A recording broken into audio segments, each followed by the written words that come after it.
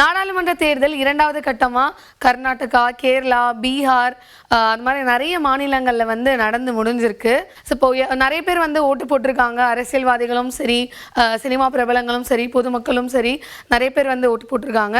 Congress is actually feeling that schemes actually fulfilling our dreams. Possibly, I think.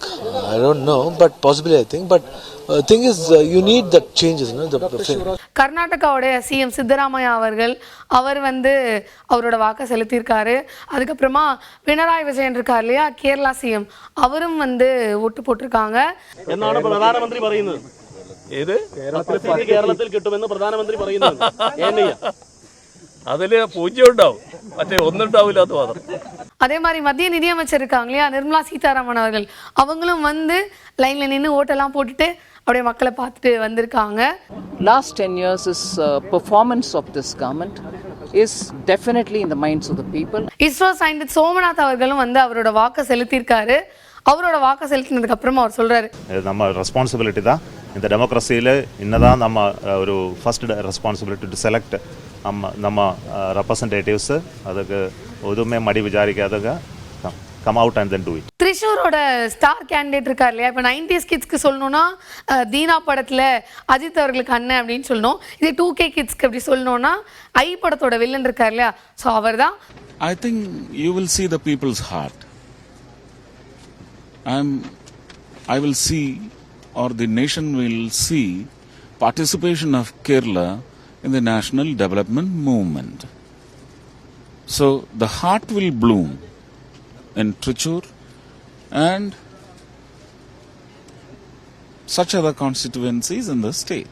So அவர் வந்து அவர் திரிஷூரோட வேட்பாளர், அவர் வந்து அவரோட வாக்கை செலுத்திட்டு கண்டிப்பாக நாங்கள் ஜெயிச்சிருவோம் அப்படின்ற ஒரு ஃபீலோட கிளம்பியிருக்காரு. BJP will sweep 20 out of 20 in Kerala. I'm not an astrologer. Prakash Raj அவர்கள் ரீசெண்டாக வந்து நான் எந்த கட்சிக்கும் வந்து பெருசாக சப்போர்ட் பண்ணி பேசலை, ஆனாலும் அப்படின்னு சொல்லிட்டு பிஜேபி பற்றி நிறைய வந்து குற்றச்சாட்டுகள்லாம் வச்சுருந்தாரு. ஸோ அவர் வந்து இன்னும் கேட்டால் அவர் வந்து ரீசெண்டாக அதெல்லாம் எலெக்ஷனுக்காக பேசினது. கில்லி படத்தில் இப்போ ரீரிலீஸ் ஆகி இன்னும் மக்களிடையே ரொம்ப ஃபேமஸ் ஆகிட்டு இருக்கிறத தாண்டி ரொம்ப பிரியமான ஒரு நடிகராக திகழ்ந்துட்டுருக்காரு.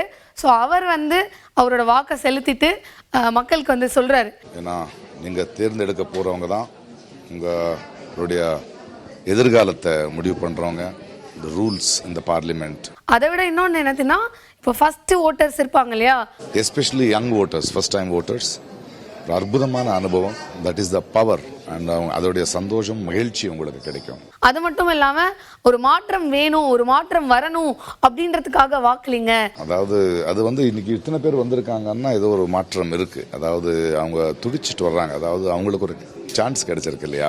நடிகை மேனகா அவர்கள், கீர்த்தி சுரேஷ் அவர்களுடைய அம்மா, அவங்களும் நிறைய படங்கள்லாம் வந்து நடிச்சிருக்காங்க. அவங்களோட வாக்கை செலுத்திட்டு வந்து என்ன சொல்றாங்க, எதுலையுமே ஒரு வந்து எந்த விஷயத்திலுமே ஒரு ஒரு மாற்றங்கள் இருந்ததுன்னா நல்லா இருக்கும். ஒரே பேட்டர்ன்ல நம்ம போயிட்டு இருந்துட்டு காரியம் இல்லை. அது இப்போ 15 வருஷமா இங்கே ட்ரிவாண்டத்துல என்ன மாதிரி ஆட்சி நடந்துட்டு இருந்ததுன்னு தெரியும். அதுல இருந்து இப்போ வரக்கூடிய ஒரு புதிய ஆட்சி வந்தா இன்னும் நல்லா இருக்கும். சரி மேம், என்ன மாதிரியான மாற்றம் அப்படின்னு எதிர்பார்த்தா இப்போ பாருங்க, கேரளாவில் தான் பிஜேபி வரவே இல்லையே, அது இதுவாக இருக்கு. ஸோ எங்களுக்கு அது இங்கே இருக்கிற இந்த எல்டிஎஃப் அந்த யூடிஎஃப்ல இருந்து ஒரு மாற்றம் வந்தால் நல்லா இருக்கு. இவங்க தானே மாறி மாறி இருக்காங்க, இதுலேருந்து ஒரு மாற்றம் வந்தா, ஒரு மாற்றம் வேணும்னா தாமரை விரியணும் இல்லையா அப்படிங்கிறாங்க. பார்ட்டிஸ் ரெண்டு பேர்த்தையும் தாண்டி பிஜேபிக்காக தாமரை விரியணும் தான் ஆசை. இது எம்பி எலெக்ஷன் இல்லையா, ஸ்டேட் எலெக்ஷன் இல்லை தானே அப்படின்னும் போது அவங்க ஃபீல் பண்ணிட்டு, இல்லை தாமரை வந்து மலர்ந்தே தீரும் சொல்லுவோம்ல, அந்த மாதிரி தாமரை விரியணும், விரியும் இல்லை அது வரணும். எல்லாம் நம்ம வந்து நம்புறோம், வரும் அப்படிங்கிற நம்பிக்கை இருக்கு. பிஜேபி என்னதான் வந்து தோத்துட்டே இருக்கு அப்படின்னு நினைக்காதீங்க. 10 தடவை கீழே விழுந்தா 11ஆவது தடவை எழுந்திருக்க மாட்டாங்களா, அதுதானே. அது வரும், வரும் வரும் வரும். கடைசி வரைக்கும் பிஜேபி ஜெயிக்கும் அப்படின்றதுல ஃபோக்கஸ்டா இருந்தாங்களே தவிர எம்பி எலெக்ஷன் தான் வாக்களிச்சாங்களா இல்லை எம்எல்ஏ எலெக்ஷன் நினைச்சிட்டு இருந்தாங்களானே ஒரு கன்க்ளூஷன் வராம தாமரை விரியும் அப்படின்னு சொல்லிட்டு போயிட்டாங்க. அதுல இருந்து இப்போ வரக்கூடிய ஒரு புதிய ஆட்சி வந்தா இன்னும் நல்லா இருக்கும். இந்த டைலாக் வரும்ல, தாய்ப்பாசத்தில் நம்மளே மிஞ்சிருவாங்க. அந்த மாதிரி வந்து அம்மாக்காகவே ஒரு படம் எடுத்தால் எப்படி எடுப்பாங்க, அந்த மாதிரி வந்து கேஜிஎஃப் திரைப்படம் எடுத்திருந்தாங்க. ஸோ அதில் வந்து தாயின் பாசத்தை எப்படி அள்ளி தெறிக்க விட்ட யாஷ் அவர்கள் இருக்கார் இல்லையா, ஹீரோ. ಸೊ ಅವரும் வந்து ಅವரோட ವಾಕ ಸೆಳೆತಿರ್ತಾರೆ. ನಿಮ್ಮ ಡಿಸಿಷನ್ಗಳು ನೀವು ತಗೋತಾ ಇರಬೇಕು. ಪ್ರತಿ ಹಂತದಲ್ಲೂ ನೀವೇನು ತಗೊಂಡಿದ್ರಿ ಆ ಡಿಸಿಷನ್ನು ಅಬ್ಸರ್ವ್ ಮಾಡಿ ಕಲಿತಾ ಹೋಗ್ಬೋದು, ಮೆಚೂರ್ ಆಗ್ತಾ ಹೋಗ್ಬೋದು. ಈ திரைப்படத்தோட வில்லன் அவரும் வந்து வாக்களிச்சிருக்காரு.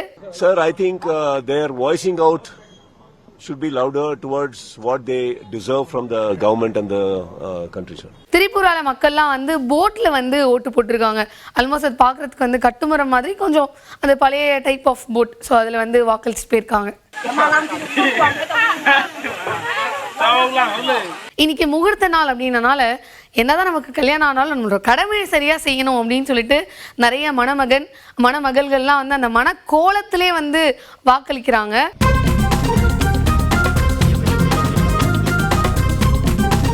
ஸோ அந்த சைடு நார்த்லேருந்து நிறைய பேர் வந்து அவங்களோட மனக்கோலத்தில் வந்து வாக்களிச்சிருக்காங்க.